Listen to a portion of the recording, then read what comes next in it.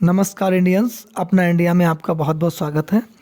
मैं हूं देवेंद्र पटेल, अपना इंडिया से।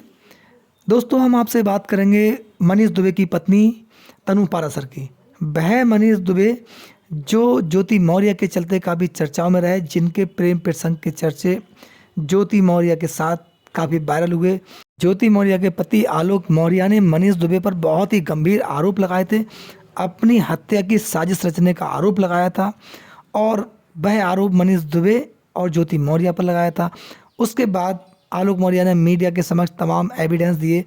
इसमें महिला होमगार्ड ने भी मनीष दुबे के खिलाफ शिकायत की थी, अन्य महिला होमगार्ड्स ने भी की थी और उसके बाद मनीष दुबे की पत्नी तनु पाराशर ने भी उनके खिलाफ शिकायत की थी, जिसमें जांच हुई और जांच उपरांत मनीष दुबे दोषी पाए गए। उसके बाद उत्तर प्रदेश सरकार ने एक लंबे अरसे के बाद मनीष दुबे को सस्पेंड कर दिया। अब उन्हें लखनऊ होमगार्ड कार्यालय संबद्ध कर दिया गया है। लेकिन मनीष दुबे की यहाँ मुश्किलें बड़ी नहीं हैं, क्योंकि ऐसा जानकारी में आया कि मनीष दुबे के खिलाफ विभागीय जांच तो हो रही है। उसके बाद मनीष दुबे के खिलाफ एफआईआर हो सकती है और एफआईआर होने का मतलब है सीधे सीधे मनीष दुबे जेल जा सकते हैं, क्योंकि मनीष दुबे पर बहुत ही गंभीर आरोप थे। वह चाहे आलोक मौर्य हों, चाहे महिला होमगार्ड हों या फिर स्वयं मनीष दुबे की पत्नी हों। और भी कई ऐसे मामले थे जिन मनीष दुबे के प्रकरण में जिन पर जांच हुई और मनीष दुबे दोषी पाए गए और उनके खिलाफ सरकार ने कड़ा एक्शन लिया। लेकिन दोस्तों, यहाँ पर दूसरी बात आलोक मौर्य की भी बनती है।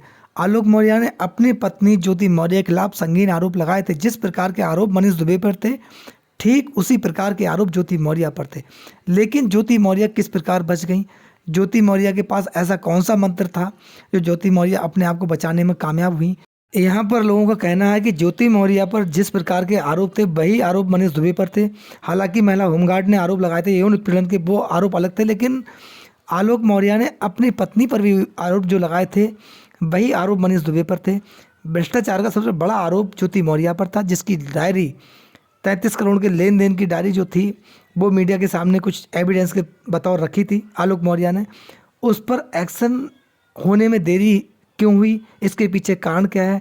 क्या कोई प्लानिंग है या फिर ज्योति मौर्य अपने आप को किस प्रकार बचाने में कामयाब हुई?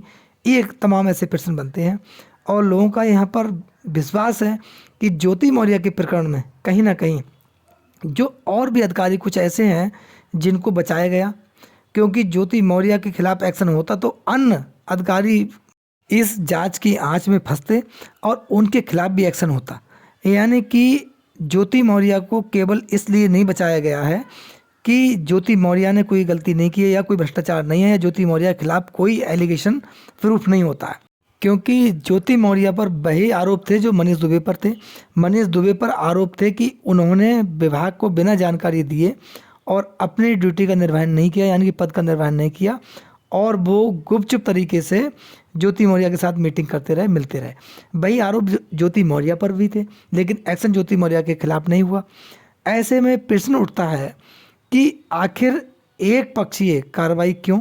जब दोस्त दोनों पर बराबर हैं तो ज्योति मौर्य के खिलाफ एक्शन क्यों नहीं किया? ज्योति मौर्य अपने पद से नहीं हटाई जा सकती थी? ये प्रश्न है, लोगों की यहाँ पर डिमांड भी है, कहना भी है और ये आम बात भी है। दोस्तों, कहीं ना कहीं भेदभाव यहाँ पर दिखाई देता है। इसके पीछे कौन है?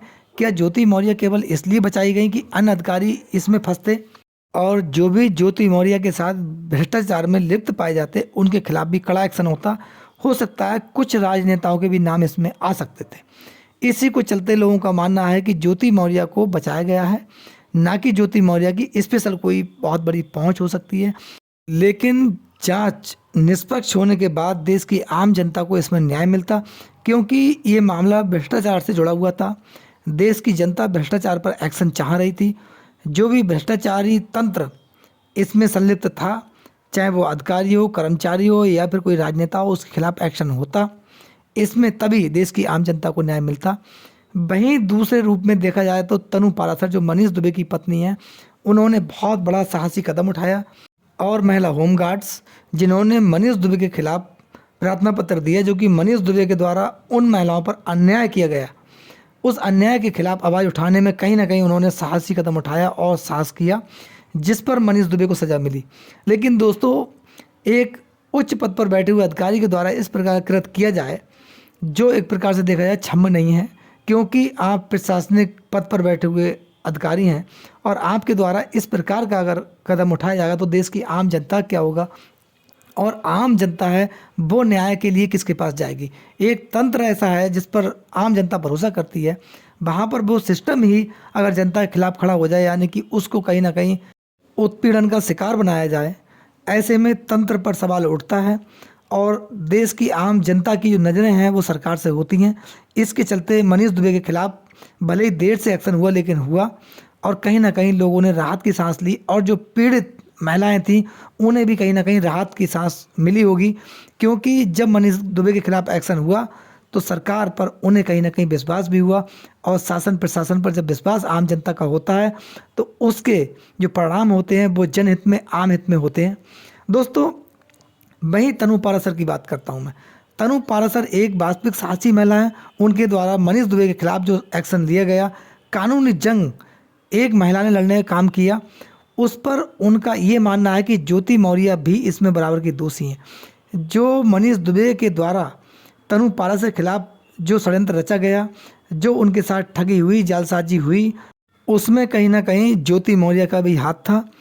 ऐसा आरोप तनु पाराशर का है। वो ज्योति मौर्य को भी गलत मानती है, लेकिन अब तनु पाराशर कानूनी जंग ज्योति मौर्य के खिलाफ लड़ेंगी। इसमें तनु पाराशर के द्वारा जो कानूनी जंग ज्योति मौर्य के खिलाफ लड़ी जाएगी, उसमें ज्योति मौर्य की मुश्किलें बढ़ेंगी, क्योंकि ज्योति मौर्य पर जो आरोप हैं वह आरोप आलोक मौर्य ने लगाए थे, लेकिन तनु पाराशर भी ये मानती हैं कि ज्योति मौर्य कहीं ना कहीं इस खेल में संलिप्त थी और उन्होंने मनीष दुबे को भड़काया। इन दोनों के चलते कहीं ना कहीं तनु पाराशर प्रताड़ित हुई और उनका जीवन एक प्रकार से देखा जाए बर्बाद इन लोगों ने किया। उनकी लाइफ के साथ खिलवाड़ किया, उनके साथ ठगी और जालसाजी हुई, वो इन दोनों की चलती हुई। ऐसे में ज्योति मौर्य की मुश्किलें अब बढ़ेंगी। ज्योति मौर्य के खिलाफ भी एक्शन होगा। पद से ज्योति मौर्य हटाई जा सकती हैं, भले ही उनको क्लीन चिट मिली हो, लेकिन लोगों का मानना है, कुछ वरिष्ठ अधिकारियों का मानना है कि जांच जो हुई वो उस स्तर पर नहीं हुई, व्यापक स्तर पर नहीं हुई, इससे ज्योति मौर्य पर लगे भ्रष्टाचार के आरोपों की पुष्टि हो सके, या फिर ज्योति मौर्य वास्तविक कहीं ना कहीं भ्रष्टाचार में लिप्त नहीं थी। आरोप आलोक मौर्य के द्वारा लगाए गए थे वह कहीं ना कहीं गलत थे या फिर सत्य थे। अगर सत्य थे, ज्योति मौर्य के द्वारा ये कृत किए गए थे और ज्योति मौर्य ने भ्रष्टाचार किया है, तब उनके खिलाफ एक्शन होना बहुत ज़रूरी है, जो कि देश की जनता, आम लोगों के हित में होगा, क्योंकि देश की जनता की आम गाड़ी कमाई के द्वारा ही इन लोगों को सैलरी मिलती है और वह जनसेवक कहलाते हैं। लेकिन जब जनसेवक ही भ्रष्टाचार में लिप्त हो और आम जनता का शोषण करने लगे, उसके जो अधिकार है उनका हनन करने लगे, तो ऐसे में प्रश्न बनता है। दोस्तों, पद का दुरुपयोग और भ्रष्टाचार का सीधे सीधा प्रभाव देश की आम जनता पर पड़ता है, जो देश के लिए बहुत हानिकारक होता है। इस प्रकार के कृत्य करने वाले अधिकारियों पर कड़ी कार्रवाई करना न्याय हित में और देश की जनता के हित में और देश हित में जरूरी है। दोस्तों, इस पर आपका क्या कहना है, आपकी क्या राय है? अपनी राय हमें कमेंट्स बॉक्स में ज़रूर दें। आपका बहुत बहुत धन्यवाद। नमस्कार, जय हिंद, जय भारत।